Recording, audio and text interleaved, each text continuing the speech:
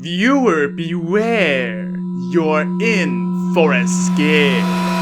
Ah yes, the iconic phrase that prepared a whole generation of kids for one of their first brushes with the horror genre.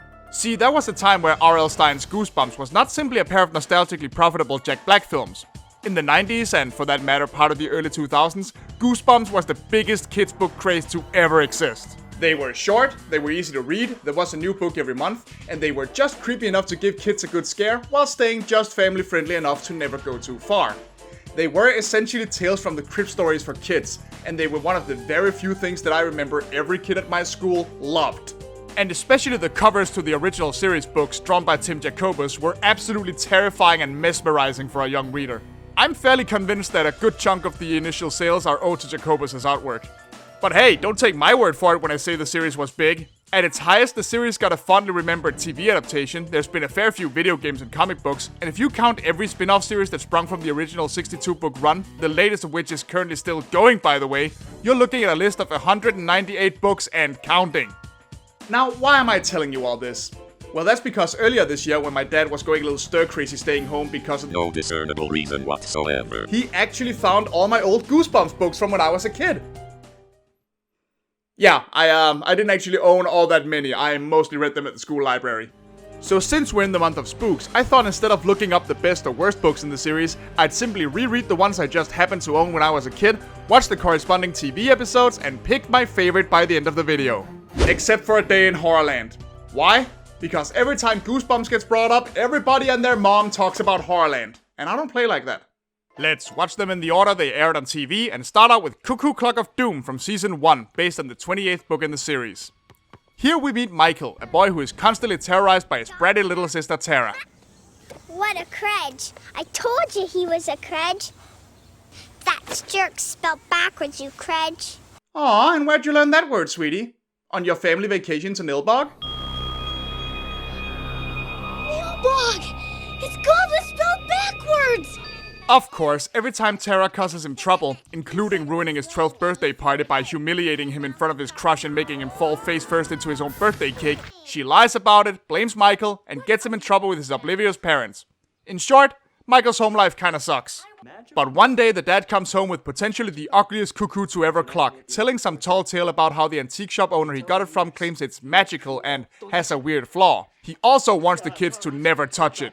And since Tara just can't keep her grubby little hands off the clock, Michael decides to get a bit of revenge by messing with the ugly thing himself and then blaming her for it.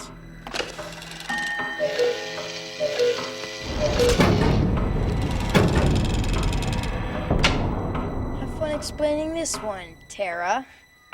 Look, kid, I appreciate the effort, but I think you're forgetting the part where the clock is 3 times her size! When Michael wakes up the next morning, however, he's surprised to find that his parents are setting up decorations for his birthday. And as the whole day plays out all over again, humiliations included, he comes to the only logical conclusion. I'm telling you, I'm caught in a time warp. But it's the pelvic thrust that really drives him insane. But it turns out he's actually right, and messing with the clock did make time go backwards. Because the next morning, he wakes up realizing he's now only 6 years old. Which he cleverly communicates to the audience by doing the Home Alone face. What's wrong, little buddy? Oh, thank God he did that. I thought he was still 12. In a panic, Michael asks where Tara is, quickly realizing she hasn't been born, and runs downstairs to check on the cuckoo clock.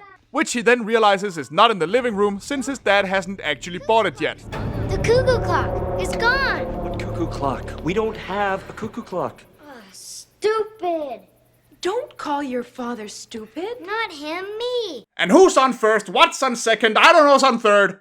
So not only does poor Michael relive his 12th birthday, he also has to relive his 6th, still with the mind of a 12-year-old, which has to be the closest this series has ever come to depicting actual living hell. But it does give us this little moment. How about an octopus? Well, my time's up. Okay, I don't care who you are, that's funny. That poor clown never saw it coming. So Tara has ceased to exist, and Michael will be next unless he manages to find the clock and turn the cuckoo's head back the right way. And considering he wakes up as a baby the next day, he's running out of time before he disappears for good.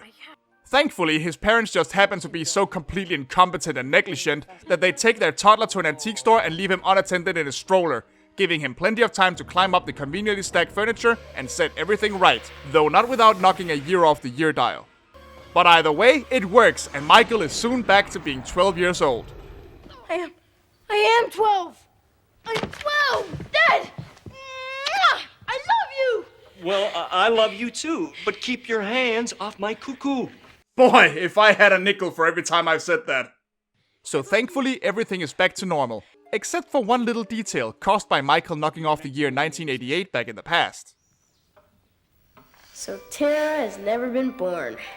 I suppose there's some way to go back in time and get her, right? I guess I probably ought to do that. And I will. One of these days.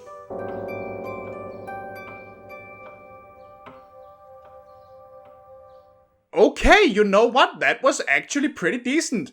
We have a simple but deadly premise, a good build-up of tension throughout the story, and a pretty ominous little ending. It's good stuff. Hey, if this is the standard, the rest of this video shouldn't be so hard to get through, right? Right? Next up, we have a Season 2 episode based on the 15th book, You Cant Scare Me. It's a pretty bold move to name your story after the average audience reaction, but hey, I respect it. This story starts out with a surprisingly creepy scene of an old man taking his granddaughter for a walk in the swamp, only for her to, clearly deliberately throw her ball in the mud. Once Grandpa goes to get it though, boom! Up rises a gross mud monster to grab him. But it turns out to just be a local legend told by a girl named Courtney as part of her class presentation, which earns her high praise from her teacher. And that doesn't sit well with our protagonist Eddie and his buddy Hat. See, in my research, I found that every town has scary stories and legends. In my research, Little Miss Perfect. People have a need to create monsters. It helps us believe that the real world isn't as scary as the monsters we dream up. She talks like a book. Ew, yeah, look at this loser doing her homework. Well, tired of Courtney always being so dang perfect at everything, the boys put a snake they somehow got a hold of into a lunch bag. So it's too bad that one of the teachers forgot his own lunch and Courtney is nice enough to offer him some of hers. Because there's no way a grown-ass man with a steady job could possibly go buy his own lunch. Look, I don't know, man, something about this just seems wildly inappropriate. I can't. No. But it's smoked salmon with cream cheese. Smoked salmon? Well, I can't say no to that. Yes, you can, because you're a fucking teacher! Although I think the bigger mystery is who the hell packs smoked salmon for their kids' school lunch? Anyway, the teacher gets the snake instead and freaks out, but perfect Courtney isn't phased at all and just calms the snake down, much to Eddie and Hat's chagrin. And so they decide to try again with a tarantula that the school apparently keeps in the science classroom. But they're forced to hide in the closet when Courtney and the teacher arrive.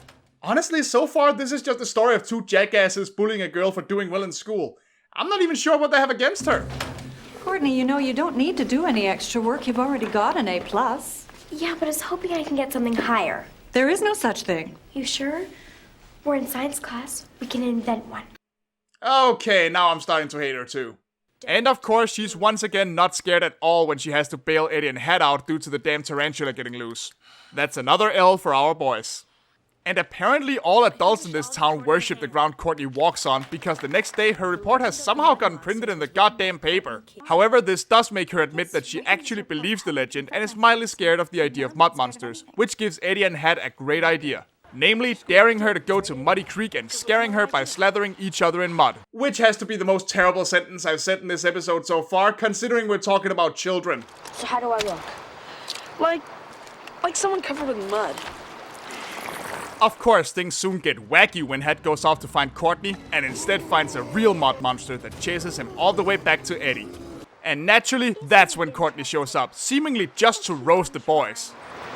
Here we have two adolescents of average or below intelligence, trying to outwit an adolescent of much higher than average intelligence. I'm not bragging, I'm just stating the facts. Jesus, Courtney, chill! Even a boxer stops beating a dude once he's down. But while she's talking, a real mud monster shows up behind her, which Courtney responds to by, and I shit you not, nagging at it so hard for so long that it dries out in the sun. Now, we have to talk about your aggressive behavior. You can't expect sympathy from people if you're always attacking them, you know. Well-adjusted monsters just don't do those sorts of things. It's to work on your self-growth and definitely do something about your impulsive behavior. Which then results in an entire goddamn news team showing up and praising her for her discovery. Boy, these guys just can't catch a break. And as they all leave once the rain starts to fall... Shouldn't we get out of the rain? What for? Yeah. I just gotta tell you, Eddie, life just isn't fair. Oh, thanks, man. Ooh, I'm sorry, but this one sucks. It's barely a horror story like advertised. It's more like a stock episode of a crappy sitcom that just happens to have a mud monster in it. The book isn't much better either. It spends almost 100 pages on all the failed pranks and just adds the monsters at the end as some kind of afterthought, but at least there it's presented as an actual attack. It's a real shame too, because the cover of the book is genuinely kinda terrifying. Although, to the episode's credit, I will say that the kids playing Hat and Eddie can actually be pretty funny. It reminds me of some lab rats I once saw in some science experiment. Lab rats keep on shocking the poor little things. Still, I guess this one really couldn't scare me. Or anyone else I'd be willing to wager. Let's hope that Season 3's Shocker on Shock Street, based on the 35th book, fares better. Here we meet best friends Erin and Marty, big fans of the Shocker on Shock Street series of horror films, as they visit Erin's special effects wizard father. I gotta say, their excitement at all the props is very endearing. Until a werewolf arm and head springs to life and attacks the kids. But just kidding, it's just Erin's kooky dad playing a prank. Marty, meet my crazy father. Nice to meet you. Come on, Marty. It was a joke. It's not real. Feel it. Don't do it, kid! Last time an adult said that to me, I didn't even get any candy. To the kids' excitement, Erin's dad has been working on a theme park ride based on the Shock Street films, and he wants the two of them to test it. Erin is obviously ecstatic about this. Hey, Dad, can Mom come with us? Excuse me? What did you say? Can Mom come? She loves scary rides. No. You know full well that I haven't let your mother leave the kitchen since she started vocalizing her opinions. Well, we don't waste any time and cut straight to the ride. This looks scary.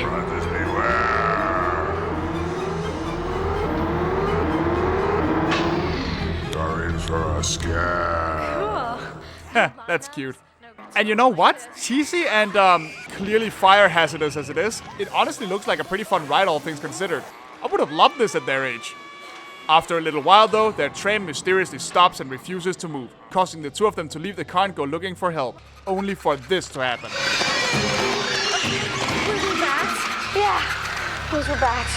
Could have fooled me, I thought for sure it was a herd of wild moose.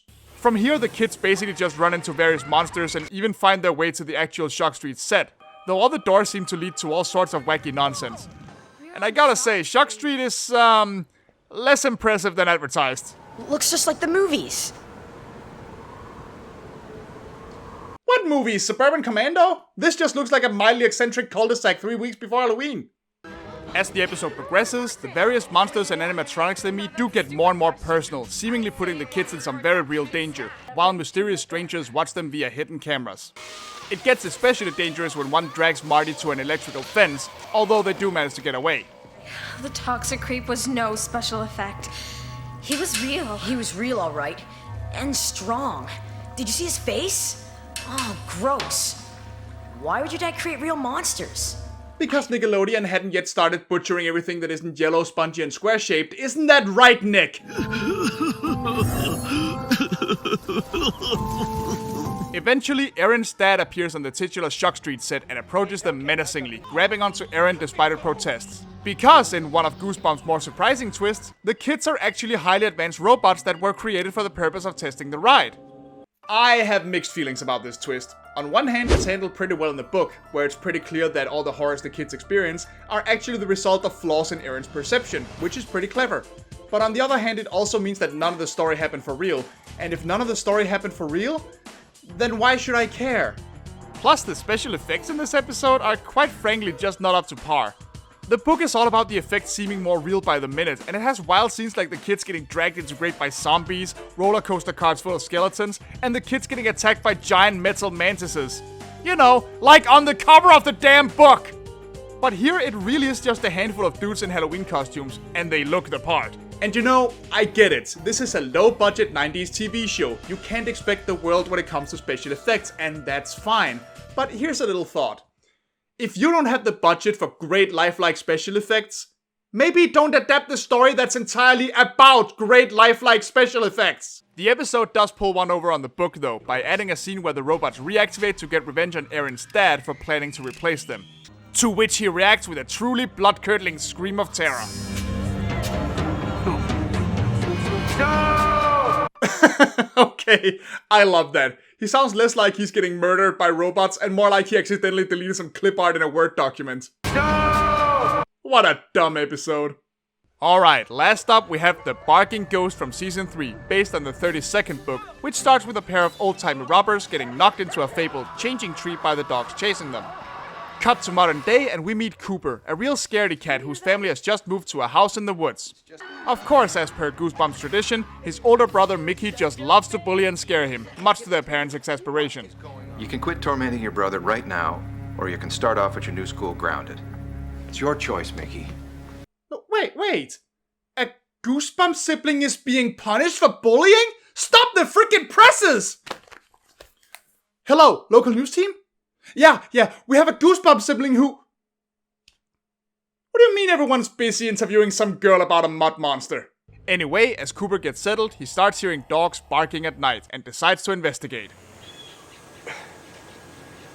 What are you doing? Did you lose something? Like your mind? At least I've got one to lose. He then ventures into the woods where he, in short succession, finds a gold coin, sees a dog's reflection in the water, and meets the neighbor girl Fergie, who will be very important to the story, I totally promise. And who conveniently leaves just in time for Cooper to be chased by two oh-so-vicious looking Labradors. He gets away, but the dogs actually show up again that night in the house. To nobody's surprise though, they vanish by the time Mickey comes downstairs, causing him to mock Cooper some more. Oh, Mom and Dad are really gonna nail you for this one. Did you see them? I told you to lay off that late night grape juice. Yeah, that's what my mom used to call her wine boxes too. Investigating the dog mystery, Fergie and Cooper go back out in the woods. Once they find the dogs, they drag them off to the tree we saw in the beginning, and here comes the explanation. Silence in the changing tree. 3 centuries ago, my companion and I were coming through these very woods, and then, for no reason, 2 vicious dogs flung themselves upon us and pushed us into this cursed place where we were chained. You know, I can't help but feel like you're embellishing your part of the story a tiny bit. But yeah, apparently this changing tree can make things switch buddies, and the robbers are quick to switch with the kids. Meaning that Cooper and Fergie are now dogs, and the kids are now 17th century robbers. And behave the part too. Touch that, and you'll be drawing back a bloody stump. Any more of that, young man, and you're grounded. Man, that's this guy's answer to everything. Scare your brother? Grounded. Stab your brother with a fork? Grounded. Murder your brother with a serrated blade and defiling the corpse? Grounded. Thankfully, the robbers are pretty easy to lure back out into the woods, along with Mickey, just by interrupting family dinner. And with that, Cooper and Fergie manage to push the robbers back into the tree and get their bodies back. But we're not quite done yet. Hey, Cooper, you weasel. Don't leave me here. What am I gonna do? You gotta help me, Cooper. This isn't funny anymore. Yeah, I bet you didn't know the Chipmunks ever covered the Goosebumps theme. Scariest shit I ever heard. So that's the Barking Ghost for ya, and it's, yeah. It's dumb. But not as dumb as the book, though. It's a real bummer, too, cause I love animal attack horror, and the book actually does a good job building up some suspense regarding the ghost dogs. But then it randomly introduces the changing tree, which in the book is literally just a random shit in the woods, with absolutely zero context, and the last third of the book just becomes a ridiculous body swap story. Oh, and it's our 2 heroes who end up in chipmunk bodies instead. Here the dog at least get a minimum of context, and the people that actually do wrong are the ones who end up being punished, so it's definitely an improvement. But so is putting a bag of ice on your eye after someone punched it. Shit still hurts. But that leaves us with one final question. Of all the episodes we've seen, which one is the best? And which book is the best? And I gotta admit, much to my own surprise, I'm gonna have to go with Cuckoo Clock of Doom. The episode we watched was a fine adaptation to be sure, but the book is actually surprisingly effective. I have my own experiences with bullies constantly getting away scot-free while I got punished for daring to get mad about it, so I can relate to Michael in a lot of ways. And in the book, Tara really is a completely monstrous gremlin of a so-called child, and Michael's parents play favorites so blatantly that it's downright disgusting. And just in case you don't believe me, here's a list of shit that Tara does in the book. Stomping on Michael's foot, physically abusing the family cat, luring 3 girls into watching Michael get changed, framing Michael for theft and getting him beaten up by a classmate, calling his birthday a horrible day because he was born on the actual day, breaking Michael's expensive birthday present, humiliating him in front of his crush, and tripping him into his own birthday cake. You know all those memes about DW being a sociopath? Tara is what that would actually look like. So while Michael's acts of revenge and his final choice are definitely wrong, you do kind of see where it's coming from in the book. Aside from that, it just effectively builds up suspense despite the inherent silliness of ending back up in kindergarten or as a toddler. The whole story is a very literal race against the clock, and some of Michael's inner monologue enters territory of downright existential horror. By the standards of a book written for preteens, of course. On the other hand, for as much praise as I give this book now, I remember finding it terribly boring as a kid because I thought a haunted cuckoo clock was a lame villain. So whether or not it really works as a Goosebumps book is kind of up in the air for me.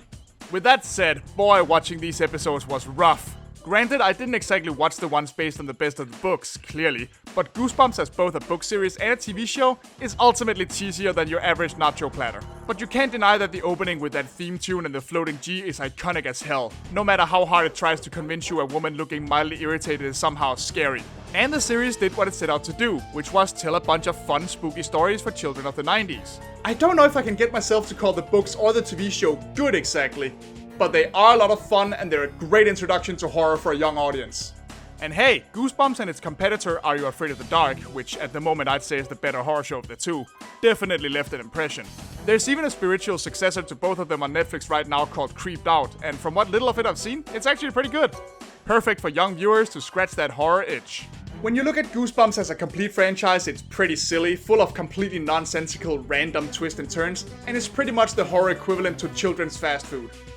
And it's still fondly remembered and deeply beloved today for all those exact reasons. Have a great October, everybody, and stay tuned for another spooky video. Bye-bye. Hey guys, and thanks for watching me overanalyze Goosebumps for a little while. Do you have any favorite Goosebumps stories? Then tell me about them in the comments below, and remember to leave a like while you're down there.